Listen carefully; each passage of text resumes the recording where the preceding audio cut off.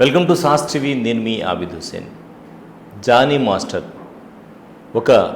తన శిష్యురాలైనటువంటి కొరియోగ్రాఫర్పై లైంగిక దాడి చేశాడు అనేటువంటి ఆరోపణలు ఎదుర్కొంటున్న క్రమంలో బెంగళూరు పోలీసులు కొద్దిసేపటి క్రితం అరెస్ట్ చేశారు. పలు సెక్షన్ల కింద ఆయన మీద కేసులు కూడా నమోదైన నేపథ్యంలో అసలు ఈ కేసుకు సంబంధించి జానీ మాస్టర్ ఎదుర్కొంటేటువంటి ఆరోపణల్లో మరి ఉండేటువంటి పరిస్థితి ఏంటి, దీనికి సాధ్యాసాధ్యాలు ఏంటి, నిజంగానే వారిద్దరి మధ్య రిలేషన్షిప్ ఉండి ఒకవేళ ఇటువంటి ఆరోపణలు నిజమైన నేపథ్యంలో ఎలాంటి శిక్ష పడేటువంటి అవకాశం ఉంది, లేకుండా ఏదైనా ఆరోపణలు చేసి ఉంటే అలాంటి పరిస్థితుల్లో ఇతను అంటే జానీ మాస్టర్కి సంబంధించి ఏ విధంగా బయటపడేటువంటి అవకాశం ఉంది, ఈ విషయాలు ప్రధానంగా ఇప్పుడు డిస్కస్ చేద్దాం. మనతో పాటు అడ్వకేట్ సుధీర్ ఉన్నారు. మరి సుధీర్తో మాట్లాడదాం. నమస్కారం సుధీర్ గారు. నమస్కారం. సుధీర్, ప్రధానంగా మీరు చూస్తున్నారు. సో జానీ మాస్టర్ ఎక్కడ ఎపిసోడ్ మొత్తం కూడా మనం పరిశీలించాం. సో 2019 టైంలో ఢీ ప్రోగ్రామ్కి జానీ మాస్టర్ ఆ రోజు న్యాయ నిర్ణేతగా ఉన్నారు. దాని తర్వాత వాళ్ళిద్దరి మధ్య రిలేషన్ ఏర్పడిందని కొంతమంది చెప్తూ ఉంటే, లేదు తన మీద ఆ టైంలోనే రేప్ చేశాడు అని బాధితురాలు ఆరోపిస్తూ ఉంది. సో ఏదైనా కూడా వాస్తవాలు అయితే వారిద్దరికి తెలిసేటువంటి అవకాశం ఉంది, మూడో మనిషికి తెలిసే అవకాశం చాలా వరకు తక్కువగానే ఉంటుంది, సన్నిహితులకు తెలిసేటువంటి అవకాశం ఉంది. ఈ కేసుకు సంబంధించి ప్రస్తుతం జానీ మాస్టర్కి సంబంధించి ఆరోపణల మీద మీ అభిప్రాయం ఏంటి? ముందుగా అందరికీ నమస్కారం. ఈరోజు జానీ మాస్టర్ విషయమే కాదు, అనేక చోట్ల అనేక విధాలుగా ఒక వ్యక్తిని డీఫేమ్ చేసేటువంటి విధంగా మీడియాలో వారి గురించి రకరకాలైనటువంటి ఆరోపణలు రావడం, ముందుగానే ఈ విషయాలని ఏం జరుగుతున్నది అని అంటే వాస్తవాల్లోకి ఎవరూ వెళ్లకుండా ఏదైతే మీడియాలో వస్తున్నటువంటి వార్తలను చూసి వాటినే నమ్మేసి ఆ వ్యక్తికి అనేక విధాలుగా డీఫేమ్ జరిగేటువంటి పరిస్థితులు చాలా ఎక్కువగా కనిపిస్తున్నాయి. జానీ మాస్టర్ విషయానికి వచ్చేసేసరికి ఆవిడ ఈ రోజుట్లో వాళ్ళిద్దరికి పరిచయం ఈనాటిది కాదు, అనేక సంవత్సరాల నుంచి వాళ్ళిద్దరి మధ్య ఒక పరిచయం అనేది ఉంది. వాళ్ళిద్దరు ఒక కోఆర్డినేషన్తో పనిచేస్తూ ఉన్నారు. అనేక రకాలైనటువంటి విషయాలు వాళ్ళిద్దరి మధ్య నడుస్తున్నటువంటి మాట వాస్తవం అని చెప్పి వాళ్ళిద్దరే చెప్తున్నారు. అయితే ఈ రోజుకి కూడా కంప్లైంట్ ఇచ్చినటువంటి వ్యక్తి ఎవరు, ఎక్కడున్నారు, ఏం చేస్తున్నారు, ఏమి ఆరోపణలు చేశారనేది వ్యక్తిగతంగా వారి తరఫున ఎవరూ కూడా బయటకు వచ్చి చెప్పినటువంటి దాఖలాలు ఎక్కడా కూడా కనిపించలేదు. కేవలం పోలీసులు చెప్పడం కానివ్వండి, మీడియాలో వస్తున్నటువంటి సమాచారం ఆధారంగానే ప్రతి ఒక్కరూ మాట్లాడుతున్నారు. కాబట్టి అసలు వాస్తవాలు ఏంటి అనేది ఆమె మైనర్ అయినప్పటికీ కూడా వాళ్ళ తల్లిదండ్రులు కానివ్వండి, వాళ్ళ గార్డియన్స్ ఎవరైనా కూడా మాకు ఇటువంటి ఇబ్బంది కలిగింది, మాకు ఇతని వల్ల ఇటువంటి థ్రెట్ ఉంది, మాకు ఇతని వల్ల ఇటువంటి ఘటనలు జరిగాయి అనేసి ఎవరైనా వచ్చి చెప్పినప్పుడు మనం వాటిని పరిగణలోకి తీసుకొని మనం మాట్లాడడం అనేది, వాస్తవాల్లోకి మనం వెళ్ళడం అనేది సమంజసంగా ఉంటుందనేసి ప్రస్తుతానికి నేను భావిస్తూ ఉన్నాను. అంటే ఈ కేసులో ఇంకొక కీలకమైనటువంటి అంశం ఏంటంటే లవ్ జిహాద్ అనేటువంటి విషయాన్ని తెర మీదకి తీసుకొచ్చారు. అంతకుముందు ఆయన పెళ్లి చేసుకునేటువంటి అమ్మాయి సుమలత అనే అమ్మాయి లవ్ మ్యారేజ్ చేసుకున్నారు. ఆ అమ్మాయి హిందూ, ఇప్పుడు ఈ అమ్మాయి హిందూ.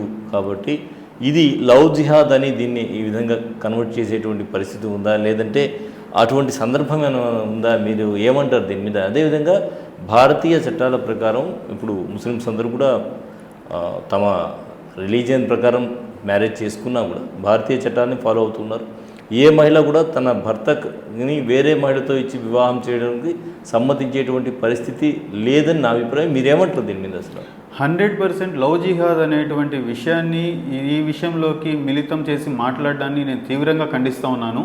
ఎందుకనంటే లవ్ జిహాద్ అనేటువంటిది ఈ రాజకీయమైనటువంటి స్వలాభం కోసము ఎవరైతే ప్రముఖులుగా ఉన్నటువంటి వ్యక్తులు ఇటువంటి దాంట్లోకి వస్తున్నారో వాళ్ళని అనేక రకాలుగా ఇబ్బందులు పెట్టడము, రాజకీయ కోణాల్లో దాన్ని వాళ్ళ స్వలాభం కోసం చేసుకునేటువంటి పరిణామాలతోనే దీన్ని కలుపుతున్నారు. కానివ్వండి, లవ్ జిహాద్కి కానీ ఇంకొక దానికి కానీ ఇటువంటి ఏది సంబంధం లేదు అనేది నేను వ్యక్తిగతంగా భావించడం జరుగుతూ ఉన్నది.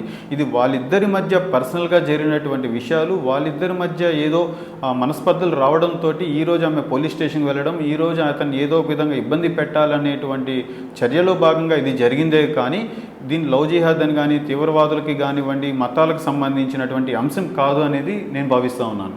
రైట్. అలాగే తీసుకుంటే 2019 ముందు అంటే 16 ఏళ్ల వయసులో తన మీద అత్యాచారం జరిగింది. అది కూడా ఒక వ్యాన్లో అత్యాచారం చేశారు అని బాధితురాలు ఆరోపిస్తోంది. అంటే చుట్టూ సినీ తారలు కానీ సిబ్బంది కానీ అందరూ ఉంటారు. అటువంటి సమయంలో ఇటువంటిది ఏదైనా జరిగి ఉంటే ఒకవేళ అంటే అందరికీ తెలియకుండా ఉంటుందా? ఆ టైంలో దీన్ని సద్దుమణిగే విధంగా చేశారా? ఎలా జరిగి ఉంటుందంటారు? దీనిలో ఉండేటువంటి విషయం ఏంటి అసలు? ఒకటి ప్రముఖంగా మనం చెప్పుకోవాలి అని అంటే, సినీ ఇండస్ట్రీలో వాళ్ళకు ఒక కమిటీ ఉంటుంది, వాళ్ళకు ఒక కార్యాచరణ ఉంటుంది, వాళ్ళకు ఒక బాడీ ఉంటుంది, వాళ్ళు రకరకాల గైడ్లైన్స్ని వాళ్ళు ఫ్రేమ్ చేసుకొని ఉంటారు. ఒక మైనర్ అన్నటువంటి వ్యక్తి ఎవరైతే సినీ ఇండస్ట్రీలోకి వస్తారో వీళ్ళతో కలిసి ఈ విధమైనటువంటి ప్రోగ్రామ్స్లో వాళ్ళు పార్టిసిపేట్ చేస్తుంటారో వాళ్ళ తల్లిదండ్రులు కానివ్వండి, వాళ్ళ గార్డియన్స్ని కానివ్వండి ఖచ్చితంగా పెట్టుకొని ఖచ్చితంగా వాళ్ళ సమక్షంలోనే ఏదైనా ప్రోగ్రామ్స్ షూట్ చేయడం కానీ మిగతా అన్నింటిలో కూడా వాళ్ళకి సపోర్ట్గా ఉండేటువంటి కమిటీ అన్నీ ఖచ్చితంగా ఉంటాయి. ఈరోజు వచ్చి వీళ్ళు చేస్తున్నటువంటి ఆరోపణలు ఇప్పటికిప్పుడు జరిగినవి కాదు, వీటి వెనక చాలా కథ ఉంది అనేటువంటి విషయాన్ని వాళ్ళే చెప్తున్నారు. కాబట్టి వర్క్ ప్లేస్లో దురాగతాలు జరుగుతాయి, ఆడవాళ్ళకి ఇట్లాంటి పనులు చేయడం వల్ల ఇలా ఇబ్బంది పెట్టడం వల్ల కొన్ని జరుగుతున్నమాట వాస్తవమే కానివ్వండి. ఇలాంటి అంశాలు సినీ ఇండస్ట్రీలో లేకపోలేదు. ఈ మధ్య అనేక రకాలుగా అనేక ఇండస్ట్రీలో కూడా వాస్తవాలు విషయాలు కేరళలో కానివ్వండి, తమిళనాడు కానివ్వండి, తెలంగాణ కానివ్వండి, రకరకాల ప్రదేశాల్లో రకరకాలుగా వస్తున్నాయి. కానీ జానీ మాస్టర్ ఇష్యూని మాత్రం ప్రత్యేకంగా చూడాల్సినటువంటి అంశం ఉంది. ఎందుకు అనంటే అతను ఒక యూనియన్కి ఒక లీడర్గా వ్యవహరిస్తున్నాను, నేను మా యూనియన్లో చాలా ఇబ్బందులు ఉన్నాయి, ఇట్లాగ పరిస్థితి ఉంది అని కూడా అతను వ్యక్తపరచడము, అతనికి సంబంధించిన వాళ్ళు చెప్పడం అనేది జరుగుతూ ఉంది. కాబట్టి దీన్ని అనేక విధాలుగా విశ్లేషించి అనేక విధాలుగా చూసి చేయాల్సినటువంటి పరిస్థితి ఉంది. ఈ యూనియన్ గొడవల్లో ఒకరు ఫేమ్ అవుతున్నారు, ఒకరు పైకి వస్తున్నారు, ఒకరు ఒక రాజకీయ పార్టీలో భాగంగా ఉన్నారు, ఒక గెలుపులకి వాళ్ళ దాంట్లో అండగా ఉన్నారు అనేటువంటి విషయాల్లో ఉండడం వలన వాళ్ళకి వ్యతిరేకతలు ఉంటారు, రకరకాలు ఉంటాయి. కానీ ఈ కేసులో 2016, 2015, 2017 అంటే దాదాపు 5-6 సంవత్సరాలుగా ఇలాంటి ఘోరాలు జరుగుతున్నప్పటికీ ఈరోజు ప్రత్యేకంగా బయటకు రావడానికి ఏంటి అనేది బెనిఫిట్ ఆఫ్ డౌట్ అనేది ఖచ్చితంగా వ్యక్తం చేయాల్సినటువంటి పరిస్థితి ఉన్నది. అంటే ఇటువంటి ఆరోపణలు ఎవరైనా సదరు ఒక వ్యక్తి మీరు అన్నట్టు ఎదుర్కొన్నాడు అనుకోండి, రాజకీయ పరంగా కావచ్చు, ఏదైనా కారణాల చేత, లేదంటే ఈ నిజంగానే ఎదుర్కొన్నాడు. సో ఈ సమయంలో అతనికి ప్లస్ ఏంటి, అలాగే బాధితురాలికి కలిసి వచ్చేటువంటి అంశాలు ఏంటి, బాధితురాల తరఫున చట్టం ఎలాంటి న్యాయం బాధితురాలికి అందుబాటులో ఉంటుంది, అలాగే ఎవరైతే ఆరోపణలు ఎదుర్కొంటున్నారో అతనికి శిక్ష పడేటువంటి అంశాలే కావచ్చు, లేదంటే ఇతను నిజంగా తాను నేరం చేయలేదంటే ఏ విధంగా తాను నేరం చేయలేదని నిరూపించుకునేటువంటి అంశాలు ఉంటాయి. ఒకటి, ఈరోజు జానీ మాస్టర్ మీద పెట్టినటువంటి ఎఫ్ఐఆర్ కానివ్వండి, అతని మీద మోపినటువంటి సెక్షన్లు కానివ్వండి, చాలా తీవ్రమైనటువంటి సెక్షన్స్ ఉన్నాయి. వీటిల్లో బెయిల్ తీసుకోవడం కానివ్వండి, యాంటిసిపేటరీ బెయిల్ రావడం అనేది కూడా చాలా క్లిష్టతరంగా ఉంటున్నది. అతను ఎవరైతే అడ్వకేట్గా వ్యవహరిస్తున్నారో వాళ్ళు చూపించేటువంటి సైటేషన్స్, వాళ్ళు తీసుకునేటువంటి లైన్ ఆధారబట్టి అతని యొక్క భవిష్యత్తు కానివ్వండి, అతని యొక్క బెయిల్ కానివ్వండి, లేకపోతే అతనికి వచ్చేటువంటి అవకాశాలు మెండుగా కనిపిస్తూ ఉన్నాయి. కాకపోతే మనకి సహజ న్యాయ సూత్రాలు ఏం చెప్తున్నాయి అని అంటే, ఒక వ్యక్తిని కోర్టు దోషిగా ప్రకటించేంత వరకు అతన్ని మనం దోషిగా చూడకూడదు. అప్పటి వరకు ఎప్పుడైతే ఇతను కోర్టు దోషి అని ప్రకటిస్తుందో ఆ రోజు వరకు ఇతను నిర్దోషిగానే ఉంటారు. కాబట్టి ఈ కేసులో మనంతటా మనం చూస్తున్నటువంటి వెలుగులోకి వచ్చినటువంటి అంశాల ఆధారంగా మనం మాట్లాడితే కనుక జానీ మాస్టర్కి 100% చాలా వెసులుబాటు ఉండేటువంటి అవకాశాలు ఉన్నాయి. ఇది ఏదైతే ఇన్వెస్టిగేషన్ ఆఫీసర్ ఏదైతే చేస్తారో, ఎవరైతే కేసుని పెట్టారో వాళ్ళు ఏవైతే ఆధారాలు చూపించగలుగుతారో వాటిని డిఫెండ్ చేసుకునే దాన్ని బట్టి కేసు అనేది ఆధారం ఉంటుంది. ఇప్పటికిప్పుడు మనం ఏం జరుగుతుంది, క్రాస్ ఎగ్జామినేషన్ ఏం జరుగుతుంది, చీఫ్ ఎగ్జామినేషన్ ఏం జరుగుతుంది, ఇన్వెస్టిగేషన్ ఆఫీసర్ ఏం చెప్తారు, వీళ్ళ మధ్య రాజీ కుదరద్దా అనేటువంటి అంశాలు కూడా ఉంటాయి. కానీ అన్ని కేసులలాగా లేకపోతే ఈ లోక్ అదాలత్కు వెళ్ళడం కానివ్వండి, అక్కడ రాజీ చేసుకోవడం కానివ్వండి, అటువంటివి సాధ్యమయ్యేటువంటి అవకాశం లేదు. కానీ జానీ మాస్టర్కి ఈ కేసు చాలా కఠినమైనదిగానే చెప్పుకోవచ్చు. అంటే ఇన్వెస్టిగేషన్ ఆఫీసర్ అన్నారు, ప్రధానంగా ఇన్వెస్టిగేషన్లో ఇటువంటి కేసులో చూసేటువంటి ఏమేమి ఉంటాయి సందర్భాలు, అంటే ఎక్కడెక్కడ లీడ్స్ అనేది తీసుకుంటే ఎటువంటి లీడ్స్ని పరిగణలోకి తీసుకోవడం జరుగుతుంది? ఒకటి, ఎప్పుడైతే ఘోరం జరుగుతుందో, అన్యాయం జరుగుతుందో, లేదా క్రైమ్ జరుగుతుందో ఇమ్మీడియట్గా దానికి సంబంధించినటువంటి ఎవరైతే బాధితులు ఉంటారో వాళ్ళు రక్షణ కొరకు పోలీస్ స్టేషన్కి వెళ్ళి, లేకపోతే వాళ్ళకు అందుబాటులో ఉన్నటువంటి వారి దగ్గరికి వెళ్ళి కంప్లైంట్ ఇచ్చి దీని మీద కేసును కనుక ఫైల్ చేస్తే అప్పుడు ఉండేటువంటి ఆధారాలు కానివ్వండి, పరిస్థితులు కానివ్వండి, బాధితులకి అనుకూలంగా ఉండేటువంటి అవకాశం ఉంది. ఈరోజు చూసుకుంటే ఈమె 4-5 సంవత్సరాల నుంచి ఇటువంటి పరిస్థితిని నేను ఎదుర్కొంటున్నాను, నాకు ఇబ్బంది కలుగుతున్నది అని అంటే ఆమె చెప్పే వాటికి జరిగాయా జరగలేదా అని పక్కన పెడితే ఆమె చెప్పేవాటికి మనం సానుభూతి వ్యక్తపరచాల్సినటువంటి అవసరం ఉంది, బాధ కలిగించేటువంటి అవకాశాలు ఎక్కువగా ఉన్నాయి. కాకపోతే 4 సంవత్సరాలుగా ఈమె ఎందుకు భరించవలసి వచ్చింది, ఎందుకు ఆమె ఎవరి సపోర్ట్ తీసుకోలేకపోయింది? దానికి క్విట్ ప్రోకో అని చెప్తున్నారు. ఝాన్సీ ఒక ఇంటర్వ్యూలో చెప్పడం జరిగింది, మనం విన్నాం కదా. క్విట్ ప్రోకో, నీకు నేనేమి ఇచ్చాను, నువ్వు నాకేమి ఇచ్చావు, ఇటువంటి సందర్భంలో జానీ ముందుకు వెళ్ళారు అనే కూడా అటువైపు నుంచి ఆరోపణలు ఉన్నాయి. ఓకే, అంటే ఈ రోజు బాధితులు ముందుకు వచ్చిన తర్వాత వాళ్ళని సమర్థించుకోవడానికి, వాళ్ళు సేఫ్ గార్డ్ చేసుకోవడానికి, చెప్పుకోవడానికి వాళ్ళు ప్రిపేర్ అయ్యి ఈరోజు బయటకు వచ్చి చెప్తారు అని మనం అనుకోవచ్చు, అట్లా కూడా మాట్లాడవచ్చు. కానీ అదే జరిగిందా లేదా జానీ మాస్టరు నిజంగానే తప్పు చేశాడా అనేది కూడా ఉంటాయి. కాకపోతే ఇవన్నీ ఇన్వెస్టిగేషన్లో బయటపడాలి అని అంటే వాళ్ళు సరైనటువంటి ఆధారాలు తీసుకొని, సరైనటువంటి ఆధారాలు లేకుండా ఒక వ్యక్తి మీద, అది కూడా ఈరోజు పాపులరైజ్ అయ్యి ఇండియా వైడ్లో ఒక మంచి స్టేటస్ కలిగినటువంటి వ్యక్తి మీద ఇటువంటి ఆరోపణలు చేస్తే దాన్ని ప్రూవ్ చేసుకోవాల్సినటువంటి బాధ్యత కూడా ఆ వ్యక్తుల మీద ఉంటుంది. ఆ వ్యక్తులు బయటకు రాలేదు, వాళ్ళకి సంబంధించినటువంటి వ్యక్తులు కూడా బయటకు వచ్చి మాకు ఈ అన్యాయం జరిగిందని చెప్పలేదు.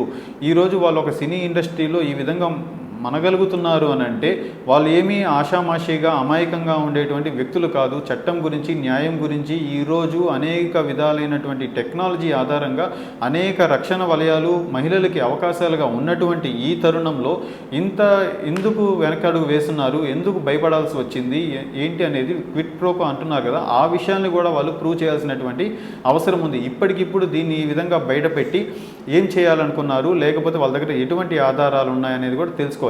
అయితే ఈ కేసులో ఇంకొక విషయం చెప్పుకోవాలి అని అంటే, ఇంతకుముందు ఆమె చెప్పినప్పుడు మనకి ఉన్నటువంటి చట్టాలు కానివ్వండి, లేకపోతే అవకాశాలు కానివ్వండి, ఐపీసీ, సిఆర్పిసి, ఎవిడెన్స్ యాక్ట్ అనేవి ఉన్నాయి. ఈ మధ్య జూలై నుంచి కొత్త చట్టాలు రావడము, ఈ కొత్త చట్టాలు మళ్ళీ బిఎన్ఎస్ఎస్గా మారడము, ఆ ఇన్వెస్టిగేషన్ ప్రొసీజర్ ఇంకొక విధంగా ఉండడము, ఈ ఇన్వెస్టిగేషన్ ప్రొసీజర్ ఇంకొక విధంగా ఉండడము, ఇవన్నీ కూడా ఆధారపడి ఉన్నందువలన వీటన్నిటినీ కూడా ఐఓ ఏ విధంగా టేకప్ చేస్తారు, వాళ్ళు ఏ విధమైనటువంటి ఎవిడెన్స్ ప్రొడ్యూస్ చేశారనే దాన్ని బట్టి కేసుని హ్యాండిల్ చేయాల్సినటువంటి అవసరం ఉంది. అలాగే చివరిగా జానీ మాస్టర్కి సంబంధించి ఏవైతే ఆరోపణలు ఎదుర్కొంటున్నారో ఇవన్నీ కూడా నిజమని తేలితే ఎలాంటి శిక్ష ఉండేటువంటి అవకాశం? ఖచ్చితంగా జానీ మాస్టర్ మీద ఇటువంటి కేసు కనుక ప్రూవ్ అవ్వాల్సినటువంటి 100కి 100% ప్రూవ్ అవ్వాల్సినటువంటి అవసరం లేదు. ఆ రోజు జడ్జిమెంట్ ఇచ్చేటువంటి జడ్జికి ఉన్నటువంటి దాన్ని ఏమంటారు, అవకాశాల వల్ల కానివ్వండి, వాళ్ళకు ఉన్నటువంటి అధికారాలతోటి బెనిఫిట్ ఆఫ్ డౌట్ కింద ఇతను ఈ విధమైనటువంటి అన్యాయం చేశాడు, ఈ విధమైనటువంటి ఘోరం చేశాడు అని అంటే మినిమం 7 years పనిష్మెంట్ పడేటువంటి అవకాశం ఉంది. అది ఇంకా ఎక్స్టెండ్ అయ్యేటువంటి అవకాశాలు కూడా వాళ్ళు పెట్టినటువంటి సెక్షన్స్ ఆధారంగా మనం చెప్పవలసి ఉంటున్నది. అలాగే ఇంకొక చిన్న సందేహం, ఒకవేళ రిలేషన్స్ ఇటీవల కాలంలో ఇవి ఎక్కువైపోయి ఉన్నాయి కాబట్టి రిలేషన్లో ఉండి, అంటే గురు శిష్యుల సంబంధంతో పాటు వేరే రిలేషన్లో ఉండి కొనసాగి వారిద్దరి మధ్య మనస్పర్ధలు వచ్చి ఇటువంటి ఆరోపణలు చేసిన సందర్భంలో ఒకవేళ అటువంటి సందర్భం ఉంటే అప్పుడు శిక్ష ఏ విధంగా ఉండేటువంటి అవకాశం? ఓకే, ఇక్కడ మీరు చెప్పిన పాయింట్ ఏంటి అని అంటే, ఎందుకంటే ఇవన్నీ కూడా జరిగినటువంటి ఇన్సిడెంట్ అన్నీ కూడా ఆధారాలు సేకరిస్తారు, వాట్సాప్ చాట్స్ చూస్తారు, మొత్తం ఇవన్నీ కూడా పోలీసులు అయితే గమ్ముకుంటారు కాబట్టి టోటల్ డీటెయిల్స్ అయితే ఖచ్చితంగా చట్టం తన పని తాను చేసుకోబోతుంది. ఎవరు నేరం చేసినా కూడా శిక్ష ఖచ్చితంగా ఉంటుంది కాబట్టి సో ఇవన్నీ పరిగణిస్తారు కాబట్టి ఇటువంటిది ఏదన్నా బయటపడితే ఆ సమయంలో ఎలాంటి శిక్ష ఉండేటువంటి అవకాశం? ఓకే, ఇక్కడ మెయిన్గా మనం ఆలోచించాల్సినటువంటి విషయం ఏంటి అని అంటే, పోక్సో యాక్ట్ ఏదైతే పెట్టారో ఆమె మైనర్గా ఉంది కాబట్టి ఇతను ఆమె ఇష్టపూర్వకంగానే వీళ్ళిద్దరూ కలుసుకున్నారు, వీళ్ళిద్దరి మధ్య జరిగినటువంటి టర్మ్స్ అండ్ కండిషన్స్ కానివ్వండి, క్విట్ ప్రోకో కానివ్వండి, ఏదైనప్పటికీ కూడా ఆమెతో శారీరక సంబంధ విషయంలో కానివ్వండి, ఏదైనప్పటికీ కూడా ఆమె ఇష్టపూర్వకంగా జరిగినప్పటికీ కూడా ఆమె మైనర్ అన్నటువంటి ఆరోపణ ఒకటి ఉన్నది కాబట్టి ఆమె మైనర్గా ఉన్నటువంటి ఈ సందర్భంలో జరిగితే ఆమె అంగీకారంతో జరిగినప్పటికీ కూడా అది తప్పుగానే అవుతుంది, దాన్ని నేరంగానే పరిగణించాల్సి వస్తుందని చట్టం మనకు చెప్తా ఉంది.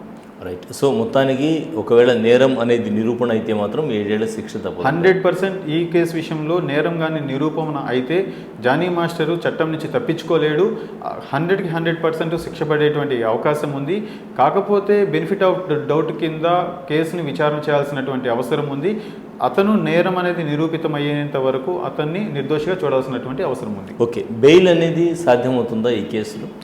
ఖచ్చితంగా ఇది నాన్ బెయిలబుల్ కేసు పెట్టారు. బెయిల్ అనేది కూడా కష్టం మీద ఉంటున్నది. ఈ కొన్నిటువంటి సెక్షన్స్లో ఏంటంటే ఈ సెక్షన్లో కొంతమందికి ఇది కేసు టు కేసు డిఫర్ అయ్యేటువంటి అవకాశం ఉంది. అతను హైర్ చేసుకున్నటువంటి అడ్వకేట్ ఏ లైన్ తీసుకుంటారు, ఆ లైన్కి సంబంధించినటువంటి సైటేషన్స్ ఏమున్నాయి, అది హైకోర్టుకు వెళ్లాల్సినటువంటి అవసరం ఖచ్చితంగా ఉంటుంది. ఆ రోజు ఆ జడ్జి గారికి ఉన్నటువంటి డిస్క్రిషన్స్ పవర్స్ ఆధారంగా వాళ్ళు ప్రొడ్యూస్ చేసేటువంటి ఆధారాలకు అనుగుణంగానే బెయిల్ రావడం అనేది కుదురుతుంది. కానీ ప్రస్తుతం ఉన్నటువంటి పరిస్థితుల్లో జానీ మాస్టర్ మీద ఉన్నటువంటి ఆరోపణలో కొంచెం బెయిల్ రావడం అనేది క్లిష్టతరంగానే కనిపిస్తూ ఉంది. రైట్ సుధాకర్ గారు. రైట్ సుధీర్ గారు. ఓకే. సో మొత్తానికి మనం చూసాం కదా, ఓవరాల్గా తీసుకుంటే ఇప్పుడు ఉండేటువంటి పరిస్థితుల్లో బెయిల్ రావడం అనేది కష్టం. అంటే ఏదైతే సెక్షన్స్ నమోదు చేశారో దాని ప్రకారం చూసుకుంటే బెయిల్ రావడం అనేది కొంత కష్టసాధ్యమే అని చెప్తూ ఉన్నారు. ఒకవేళ ఇది అంగీకారపూర్వకంగా జరిగిందా, క్విడ్ ప్రోకో ప్రకారం జరిగిందా, ఎలా జరిగింది అనేది పక్కన పెడితే 16 ఏళ్ల వయసులో జరిగింది కాబట్టి ఖచ్చితంగా పోక్సో చట్టం అనేది అప్లికబుల్ అవుతుంది అని చెప్తూ ఉన్నారు.